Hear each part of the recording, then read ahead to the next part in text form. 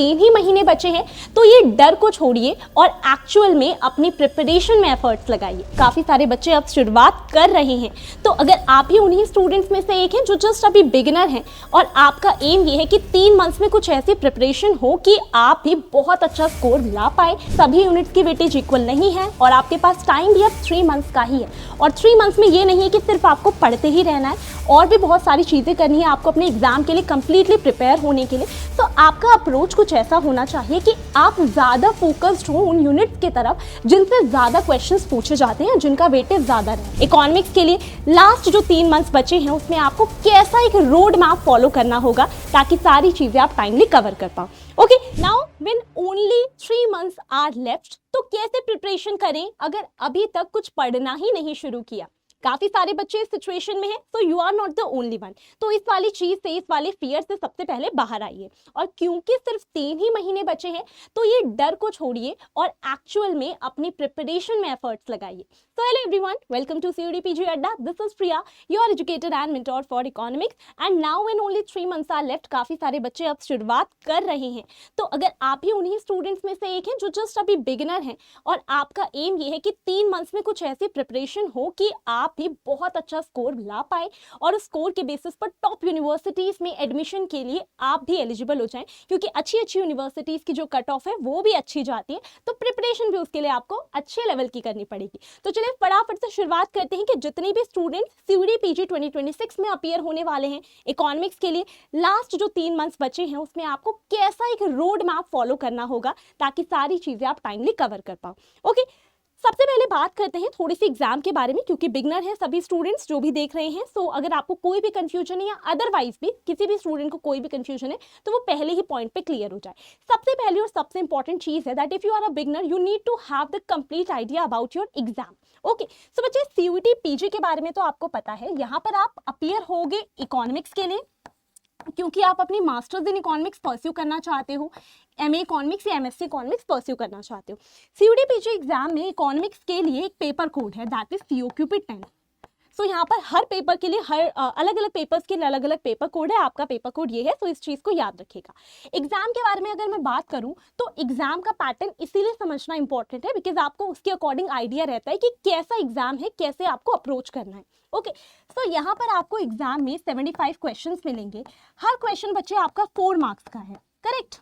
Okay, further एक important चीज ये है, इसको स्टार मार्क कर लो कि यहाँ पर -1 की नेगेटिव मार्किंग होती है, ठीक है। यानी कि अगर कोई क्वेश्चन अटेम्प्ट आपने किया है और आपका आंसर अगर उसका गलत है तो वहां पर आपका -1 हो जाएगा, यानी कि 1 मार्क डिडक्ट हो जाएगा।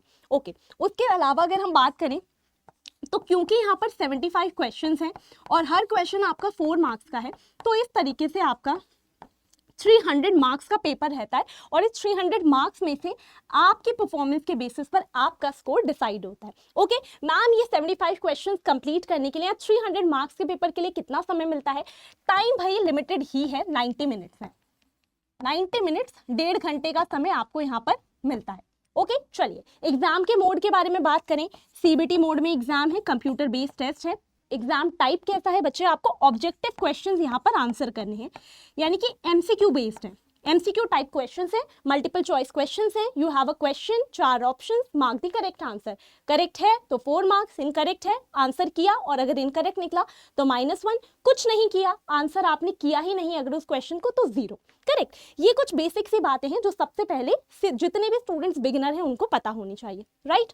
ओके, अब सबसे बड़ा सवाल ये आता है कि ये जो 75 क्वेश्चंस हैं या फिर ये जो 300 मार्क्स का पेपर है ये आपसे कहाँ से पूछा जाएगा? तो चलिए नेक्स्ट आपके लिए जो बिगिनर्स हैं उनको जो रोड मैप अपने लिए फॉलो करना है उसमें उनको नेक्स्ट जो इंपॉर्टेंट चीज कंसिडर करनी है that is the syllabus that you need to cover from where you get these 75 question और you get the paper of 300 marks. तो कौन कौन सी वो यूनिट्स हैं? देखिए बच्चे, यहाँ पर आपको इन टोटल ना 7 यूनिट्स को कवर करना है। There are 7 units which you need to cover.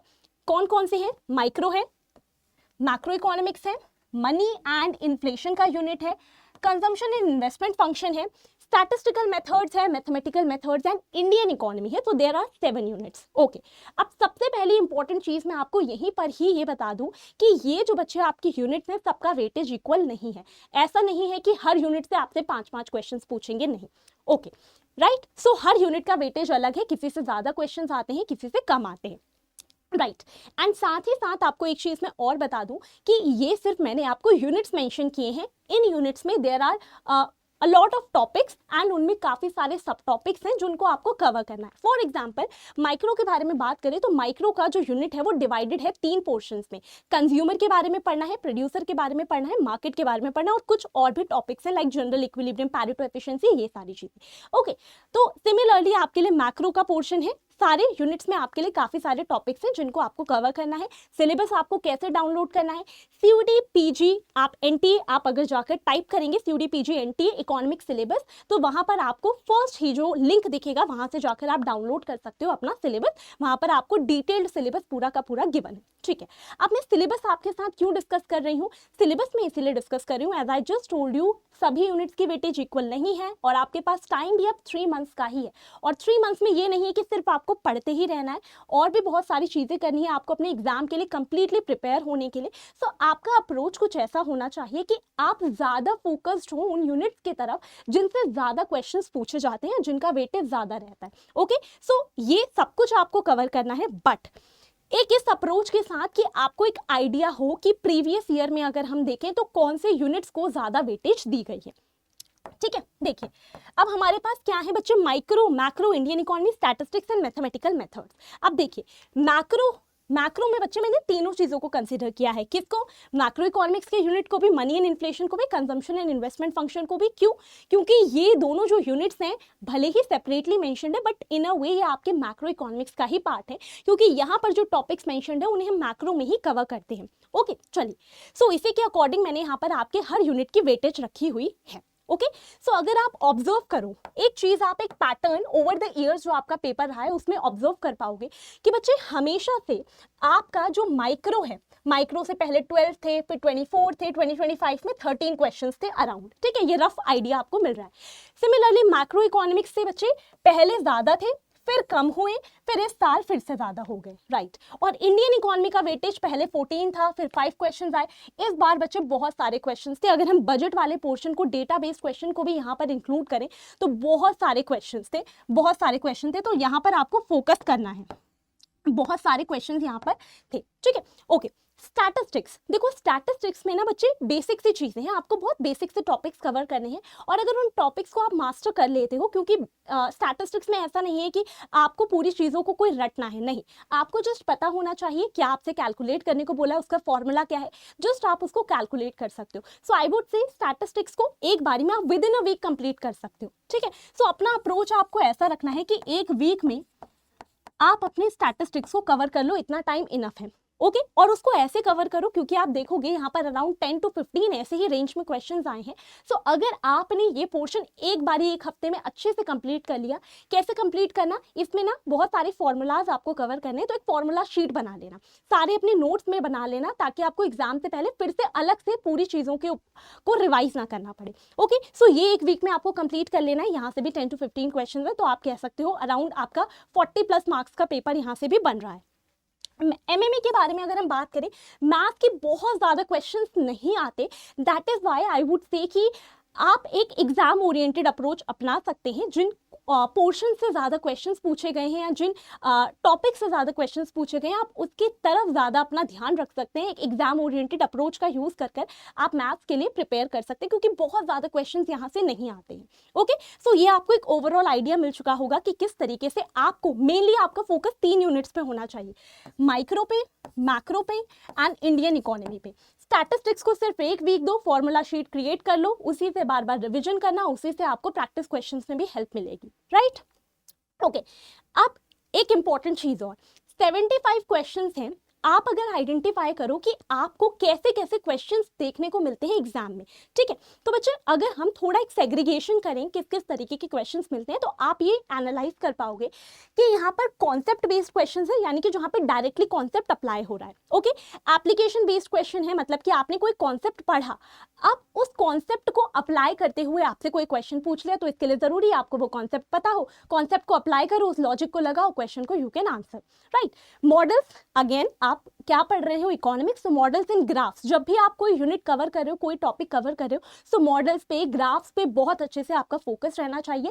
And कुछ टाइम बाद क्या होता है, आप लोग भूल जाते हो, तो आपको क्या कोशिश करनी है कि मॉडल्स के शॉर्ट नोट्स बना लो, या जो ग्राफ है, ग्राफ बनाए, उसके सामने उसकी छोटी सी एक्सप्लेनेशन लिख ली, ताकि आपको एग्जाम टाइम पे प्रॉब्लम ना हो। उसके अलावा मैथ्स यू कांट एस्केप। देखो मैंने कहा मैथमेटिकल पोर्शन का, मेथड्स वाले पोर्शन का वेटेज कम है, बट इट डजंट मीन कि बाकी सारी जगहों पर आपका मैथ्स यूज ही नहीं होता, ठीक है। काफी सारी ऐसी जगहें हैं जहां पर आपको डिफरेंशिएशन करना है, इंटीग्रेशन करना है, तो वो विद इन किसी यूनिट के अंदर ही वो वाली चीजें अप्लाई हो जाती है। सो मैथ्स को तो यू कांट एस्केप, आपको वो चीजें समझनी पड़ेंगी। कुछ ऐसे एनटीए के टॉपिक्स हैं, फेवरेट टॉपिक्स हैं एग्जामिनर के, जो रिपीट होते ही होते हैं। फॉर एग्जांपल कंज्यूमर सरप्लस का क्वेश्चन आता है, रिवील्ड प्रेफरेंस से क्वेश्चन पूछा जाता है, एक्सपेक्टेड वैल्यू से क्वेश्चन आता है, बजट एक इंपॉर्टेंट टॉपिक है, इससे पहले भी क्वेश्चन आए और इस ईयर 2025 के एग्जाम में बहुत सारे क्वेश्चन आए। सो आइडेंटिफाई दोज टॉपिक्स जहां से बार बार क्वेश्चन पूछे गए हैं, उन टॉपिक्स को मास्टर कर लो, एक्सेल कर लो, ओके। एंड कुछ ऐसे एमसीक्यूज आते हैं जहां पर आपको ट्रैप करने की कोशिश की जाती है, ट्रिक करने की कोशिश की जाती है कि यहाँ तो बच्चा गलती करे और उसके मार्क्स कटे।